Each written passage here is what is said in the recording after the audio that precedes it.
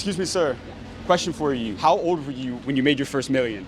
Million or billion? You made $1 billion? Well, I sold my company for 800 million. For how much? 800 million. You sold a company for 800 million? I did. And I go all over the world interviewing the most successful entrepreneurs on how they made it for the younger generation. Could we get 1 minute with you for our channel real quick? Sure. What type of company did you sell? Payments, Braintree, Venmo. If you ever paid somebody with Venmo. Like Venmo, the app? You sold Venmo? Yes. Or actually, could we ask you a couple quick questions? Sure. How long have you been a business owner? When I was 21, I determined that I was going to try to make a difference in the world, doing something interesting for the human race. And I thought entrepreneurship was the path. I didn't know what to do, so I thought making a bunch of money would be a good solution. And then when I made the money, I would figure out what to do in my life. How old are you now? 47. Over these 47 years, if you can think about one piece of advice that you've received that maybe helped you in business or even outside of business, what's the best advice you ever got throughout your career? It would be the advice I would give to myself. The advice I never received. Make health your #1 life priority. And there's always a story in entrepreneurship where you grind as hard as you can. You'll hear stories of the person who slept under their desk or coded for 2 nights in a row. It's like amazing, they're epic. But you never hear the story like the person's well rested and has really great biomarkers and a clear head. And so I wish I would have received the advice, make health your #1 life priority, because if you do, you'll be a better entrepreneur. And I really missed that. I traded health for wealth, and it hurt my ability to create wealth. And there's that saying that I love, that a rich man wants 1,000 things, but a sick man only wants one thing, and that's their health. Let me ask you this. What is your most controversial opinion about health that a lot of people may disagree with you on? Something that is normalized in society. What's your most controversial opinion about health in today's world? That we are the first generation that won't die.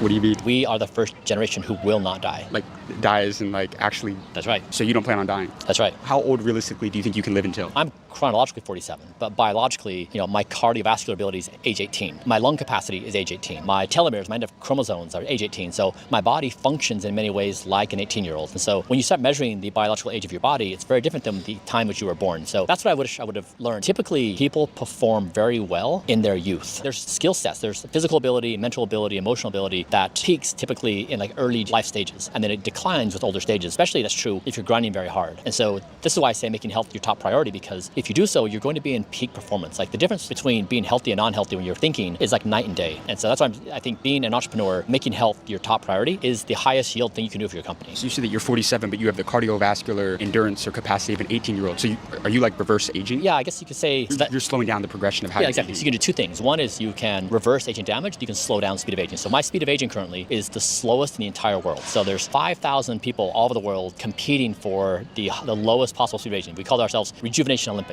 And I'm #1 in the world on doing this. So my birthday happens every 24 months. And so I've made a new Olympic sport out of how to slow down your speed of aging. So in many ways, I'm an entrepreneur again. I'm trying to create a brand new sport. And the new sport is don't die. It's like we are the first generation who won't die. And if you take that path, what do? Like you want to slow down your speed of aging, you want to reverse aging damage, and you want your body to operate basically functionally like an 18-year-old. Now I'm 22 years old. Yeah. My original goal was to live until about 80 years old. I was like, hey, that's good. Let's say I want to live to 100. What's the #1 thing I should be doing right now on a daily basis to make that happen? First, those are rookie numbers.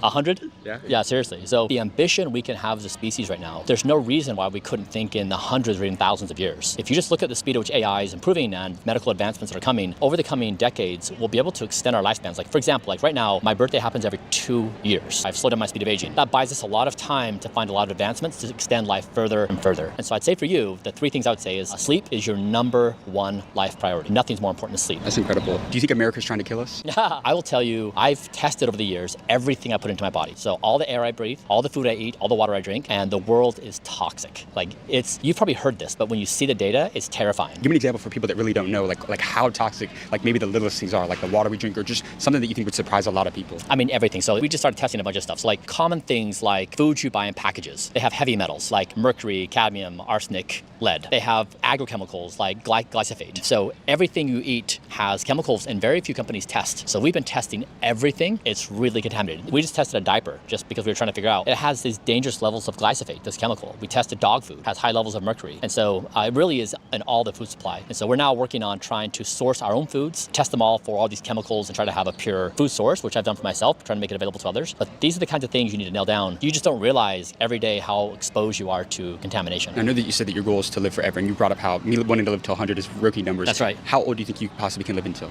Give me a number, an estimate. I don't think we'll die. You don't think you will die? No, I mean, on the time spans which our minds can comprehend, right now, Earth has existed for 3.4 billion years or more. Yeah. We think of our lifespans on 70 years, right, like thereabouts. Why? Like, why couldn't it be a few hundred? Biology already has a few immortal species. So we know biology can achieve immortality. We just have to take from one species over to our species. So it can be done. It's not like we're talking about trying to exceed the speed of light, right, where it's like a major physics problem. So it can be done. That's why I'm saying like there's no reason why we should have some kind of tempered expectations or ambitions. Right. You got amazing advice. Thank you so much for your time. Thanks. I appreciate that. Yeah.